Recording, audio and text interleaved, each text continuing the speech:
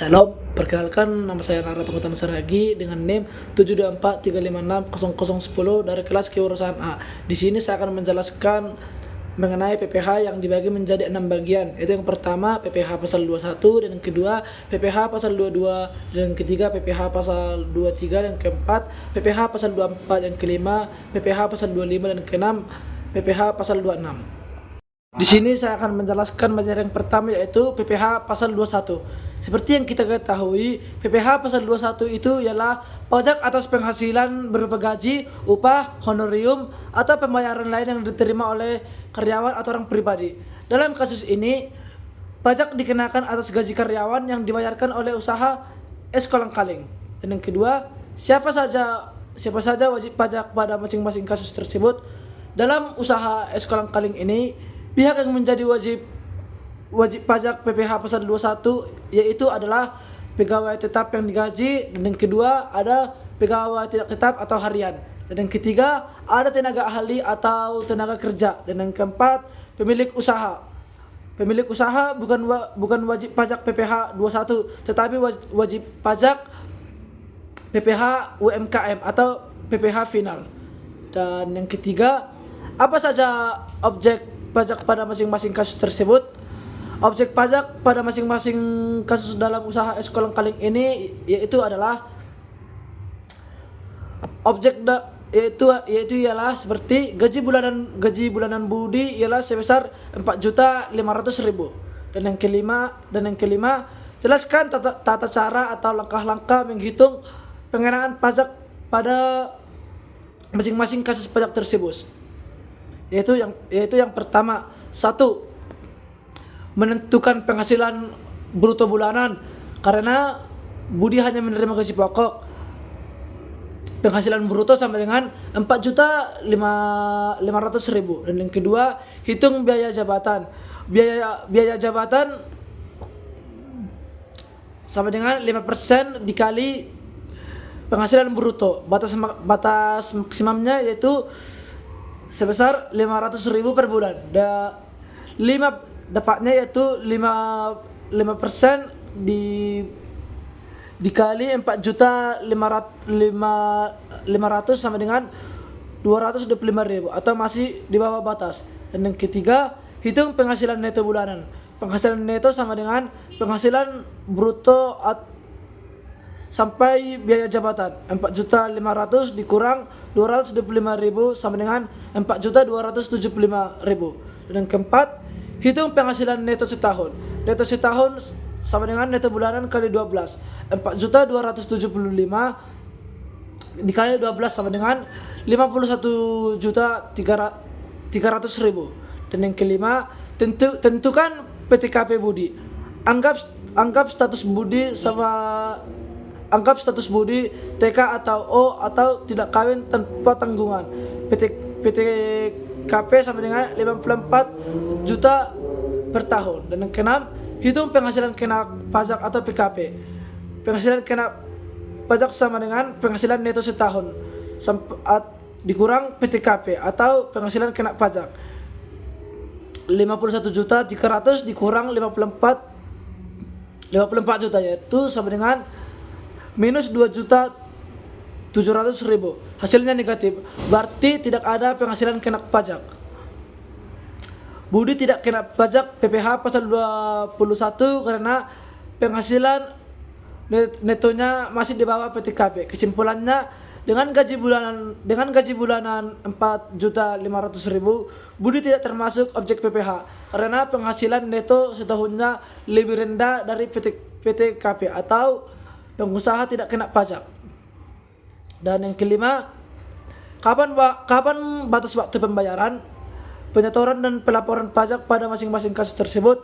Batas waktu pembayaran, penyetoran dan pelaporan PPH pasal 21 pada setiap kasus dalam usaha es kolang-kaling yang dilakukan sesuai dengan ketentuan peraturan perpajakan yang berlaku. Pembayaran atau penyetoran PPH pasal 21 atas penghasilan karyawan tidak tetap, pekerja lepas serta imbalan lembur wajib dilakukan paling lambat tanggal 10 bulan berikutnya setelah masa pajak berakhir. Dan yang keenam, apa saja akibat jika terlambat melakukan pembayaran, pendaftaran dan pelaporan pajak? Pada masing-masing kasus tersebut dikenai sanksi bunga 2% per bulan dari jumlah pajak yang kurang dibayar atau diatur dalam pasal 9 ayat 2A Undang-Undang KUP. Dan di sini juga saya akan menjelaskan itu tentang materi yang kedua. Materi kedua ini tentang PPh 22. Seperti yang kita ketahui, PPh 22 ini ialah pajak yang dikenakan atas kegiatan perdagangan barang tertentu dan dipungut oleh pihak yang ditunjuk. Contohnya seperti toko besar, BUMN, pemerintah, dan lain-lain. Yang kedua, siapa sih wajib pajaknya? Wajib pajaknya ini meliputi penjual usaha es kolang-kaling, pemungutnya bendahara dinas pendidikan. PPh 22 dipotong atau dipungut oleh bendahara saat pembayaran dan diberikan bukti pungut. Yang ketiga, objek pajaknya.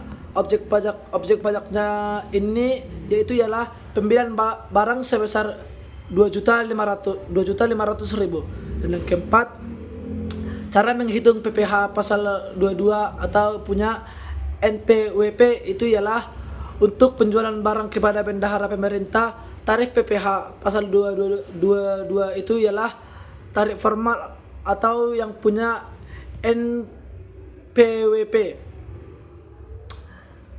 1,5% dikali nilai pembelian atau DPP. Nilai pembelian sebesar rupiah 2.500.000. NPWP ada. Tarif PPh 22 yaitu 1,5%. Gunakan rumus. PPh 22 sama dengan 1,5% dikali nilai pembelian. Hitunglah PPh 22 sama dengan 1,5% dikali 2.500.000, yaitu dapatnya 37.500. PPh pasal 22 sama dengan 37.500. Dan kelima, batas waktu pembayaran dan pelaporan. Pemungut selain bendahara atau bea cukai, pembayaran dilakukan paling lambat tanggal 10 berikutnya setelah masa pajak. Pelaporan SPT masa PPh pasal 22 dilakukan paling lama 20 hari setelah masa pajak berakhir.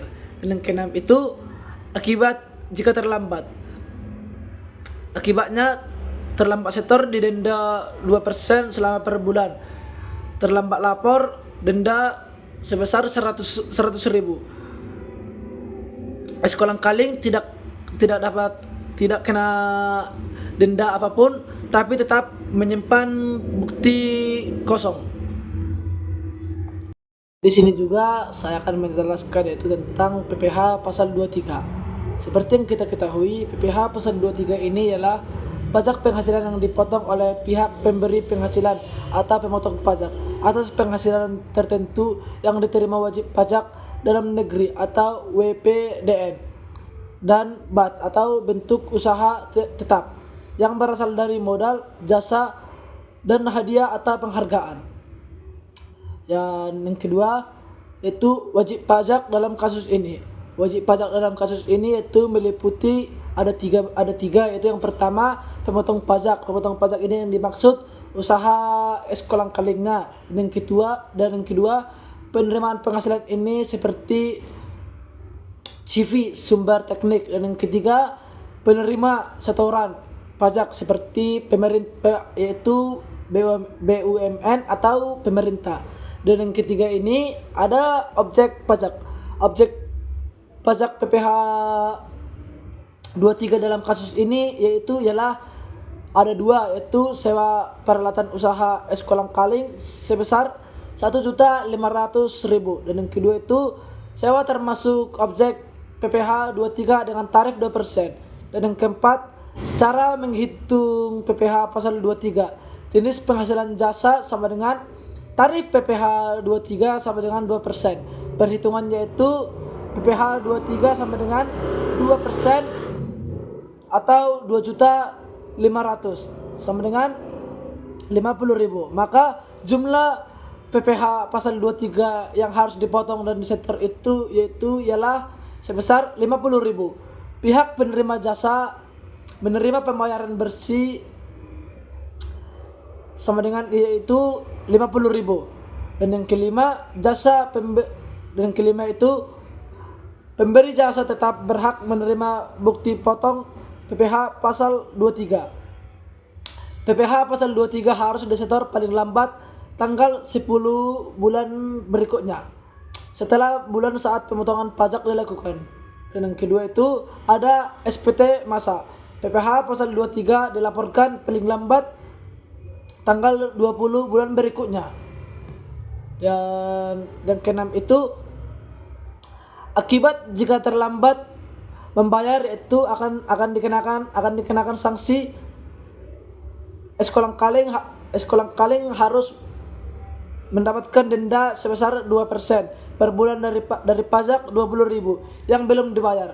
Jika terlambat SPT maka denda administrasinya sebesar 100.000. Dan di sini juga saya akan menjelaskan materi yang kelima tentang mengenai PPh pasal 25. Alasannya PPh pasal 25 ialah angsuran pajak bulanan yang dibayar oleh wajib pajak berdasarkan jumlah pajak penghasilan atau PPh terutang pada SPT tahun sebelumnya. Usaha Eskolang-Kaling masih sangat kecil, penghasilannya rendah dan belum menghasilkan laba besar. Selain itu, pemilik usaha belum memiliki kewajiban membayar PPh terutang